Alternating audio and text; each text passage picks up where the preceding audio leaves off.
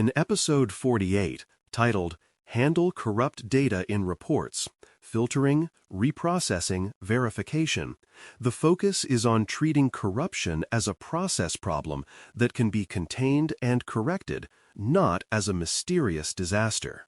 Corrupt data feels personal because it shows up as wrong numbers in front of stakeholders, but the root cause is usually mechanical, such as a broken feed, a partial load, or an unexpected format change. The goal is to build a calm, repeatable response that protects decision-making while the real issue is isolated and fixed. When that response is practiced, corruption stops being a trust-ending event and becomes a known kind of incident with known steps. Corruption tends to announce itself through patterns that do not make sense in the real world, and learning to recognize those patterns saves time. Impossible values are a classic sign, such as negative counts where negatives are not meaningful, dates far in the future, or costs that jump by orders of magnitude without any business explanation. Broken formats show up as timestamps that no longer parse, identifiers that suddenly include unexpected characters, or category fields that become long blobs of text.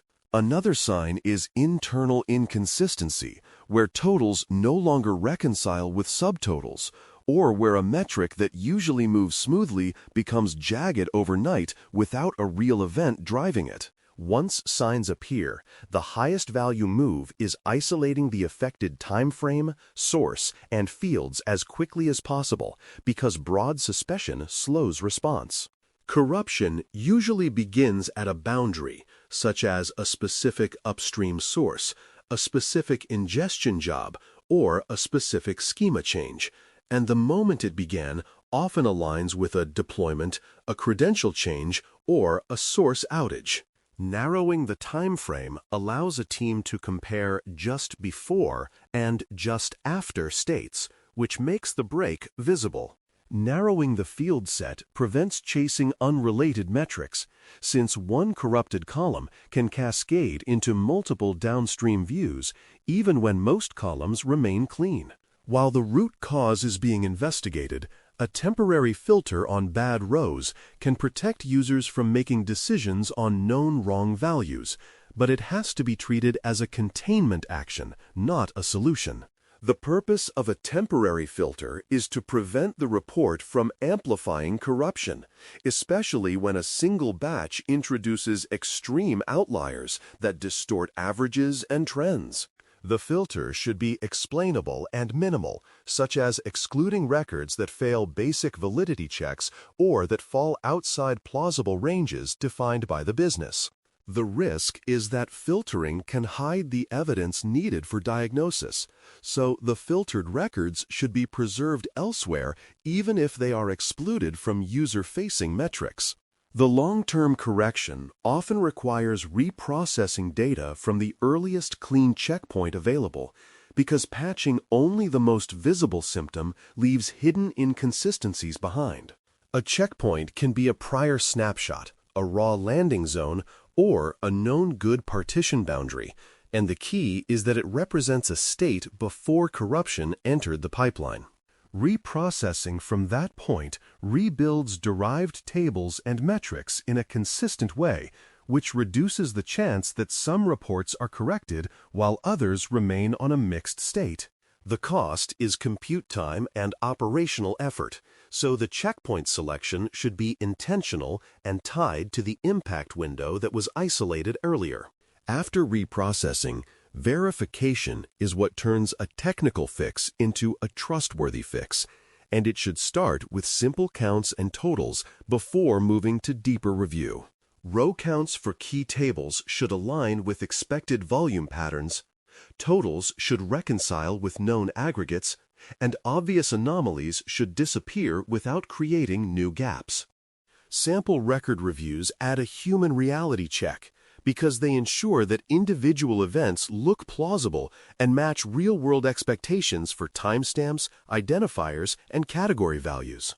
This combination of arithmetic checks and sample inspection is more reliable than relying on "the chart looks better now," because visual smoothness can hide subtle problems. Preserving evidence of corruption is important for auditability and follow-up, even when the corrupted rows are excluded from the main reporting path. Evidence can include copies of the malformed records, logs that show ingestion errors, and notes about which fields were affected and how the corruption presented itself in metrics. This record supports accountability without blame because it documents the facts of what happened and how it was handled. It also helps later when someone asks why historical numbers changed, because the organization can point to the corruption event and the corrective steps rather than leaving the change unexplained. A duplicated ingest scenario is a useful mental rehearsal because it is common and can produce convincing but incorrect results.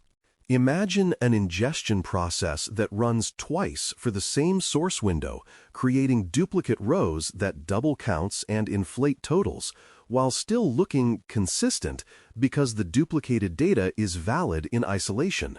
The signs might include sudden step changes in volume, repeated identifiers, or identical timestamp clusters that appear in pairs. In that scenario, containment might temporarily deduplicate in the reporting layer to stop the bleeding, but the durable fix is correcting the ingest behavior and reprocessing from the last clean checkpoint so downstream systems do not carry silent duplication debt. Communication is part of the response, because stakeholders need to understand impact in plain terms, including what changed in reports and what remains stable. The message should clarify whether decisions should be paused, whether prior numbers were overstated or understated, and whether the correction affects the specific time window or multiple periods. It also helps to state what users can expect next, such as when refreshed numbers will be available and whether the report will display a data freshness marker or an incident note. Clear communication reduces rumor and prevents the organization from treating the reporting system as unreliable when the issue is actually being handled responsibly. Preventing recurrence usually means adding validation rules at ingestion, because catching corruption early is cheaper than cleaning it up after it spreads through derived datasets. Validation rules can check schema expectations, enforce type consistency, validate timestamp ranges, and detect duplicates or impossible values before they are committed to downstream tables. The goal is to fail fast when inputs are broken, or to quarantine suspicious batches for review, rather than letting them blend into normal data and distort trends. When validation is built into the pipeline, the reporting layer becomes the place where insight is delivered, not the place where basic data hygiene is performed under pressure. Corrections should be tracked so historical numbers remain explainable later, because reporting is often used as a record, not just a live view. Tracking can include the correction date, the affected window, the nature of the corruption, and whether a restatement occurred, so future readers understand why a trend line shifted when looking back. This matters for governance and trust, especially when metrics feed into performance discussions, compliance reporting, or external communications. When corrections are documented, stakeholders learn that changes are controlled and accountable rather than arbitrary, which is a key difference between mature reporting and fragile reporting. Trust is rebuilt when stakeholders can see consistent results across teams and artifacts, because inconsistency is what makes people suspect hidden manipulation. After a fix, the same key totals should match across dashboards, exports, and executive summaries that draw from the corrected dataset version. If one team's report updates and another team's does not, the organization re-enters the debate loop, even if each report is individually correct for its own version. Alignment around a shared data vintage and a visible version marker helps everyone talk about the same reality at the same time. A corruption response checklist is useful when it can be narrated as a calm sequence rather than as a rigid template, because the objective is steady behavior under stress. The sequence begins with recognizing signs, then isolating the impacted window and source, then applying a temporary containment filter while evidence is preserved. Next comes selecting a clean checkpoint, reprocessing forward, and verifying with counts, totals, and sample record reviews before declaring success. The final elements are communication, prevention through ingestion validation, and correction tracking so future questions can be answered with facts rather than memory. To close, one verification step worth adopting immediately is to make row counts and top-line totals a standard after-check whenever a refresh, correction, or reprocess occurs. That single habit catches many forms of corruption early, including duplication, missing partitions, and silent truncation, because those issues usually change counts and totals before they show up as obvious visual anomalies. When that check is done consistently and recorded alongside the reporting output, stakeholders gain confidence that changes are monitored rather than guessed at. Over time, this simple verification step becomes a cultural norm that turns corruption from a surprise into a manageable, well-handled exception. Thanks for listening. For more audio courses, daily newsletters, and more, please visit baremetalcyber.com.